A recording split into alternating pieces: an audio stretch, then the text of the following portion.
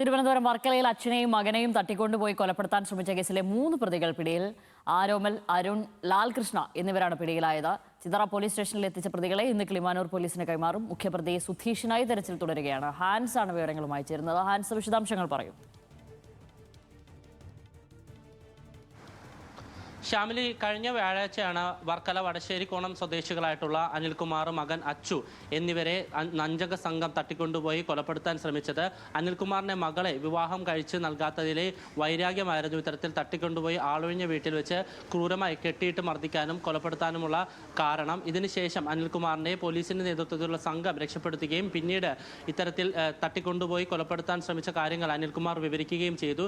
ഇതിന്റെ പശ്ചാത്തലത്തിൽ പോലീസ് കേസെടുത്ത് കഴിഞ്ഞ ഏതാനും ദിവസങ്ങളായി ഈ പ്രതികൾക്കായുള്ള തിരച്ചിൽ നടത്തി വരികയായിരുന്നു. 5 പ്രതികൾ ഈ കേസുമായി ബന്ധപ്പെട്ട് ഉണ്ട് എന്ന് പോലീസ് കണ്ടെത്തിയിരുന്നു. പക്ഷേ ഏതാനും ദിവസങ്ങളായി ഇവർ എല്ലാവരും ഒളിവിലായിരുന്നു. ഇത്തരത്തിൽ ചിതറയിലെ ഒരു വീട്ടിൽ, ആളൊഴിഞ്ഞ വീട്ടിൽ ഒളിവിൽ കഴിയവെയാണ് പോലീസിന് ലഭിച്ച രഹസ്യ വിവരത്തിന്റെ അടിസ്ഥാനത്തിൽ പ്രതികളെ കണ്ടെത്തി ഇപ്പോൾ അറസ്റ്റ് ചെയ്തിരിക്കുന്നത്. കിളിമാനൂർ കുമിൾ സ്വദേശികളായിട്ടുള്ള ആരോമൽ, അരുൺ, ലാൽകൃഷ്ണ എന്നീ പ്രതികളാണ് ഇപ്പോൾ പിടിയിലായിട്ടുള്ളത്. പക്ഷേ ഇതിലെ ഏറ്റവും പ്രധാന പ്രതിയായിട്ടുള്ള, അല്ലെങ്കിൽ ഒന്നാം പ്രതിയായിട്ടുള്ള സുധീഷിനെ ഇതുവരെയും പോലീസിന് കസ്റ്റഡിയിൽ എടുക്കാൻ കഴിഞ്ഞിട്ടില്ല. ഇയാൾ ഇപ്പോഴും ഒളിവിലാണെന്നാണ് ലഭിക്കുന്ന വിവരം. ഇയാൾക്കായിട്ടുള്ള അന്വേഷണം പോലീസ് ഇപ്പോൾ ഊർജിതമാക്കിയിട്ടുണ്ട്. നിലവിൽ ചിതറ പോലീസിന്റെ കസ്റ്റഡിയിലാണ് ഈ അറസ്റ്റിലായ പ്രതികളുള്ളത്.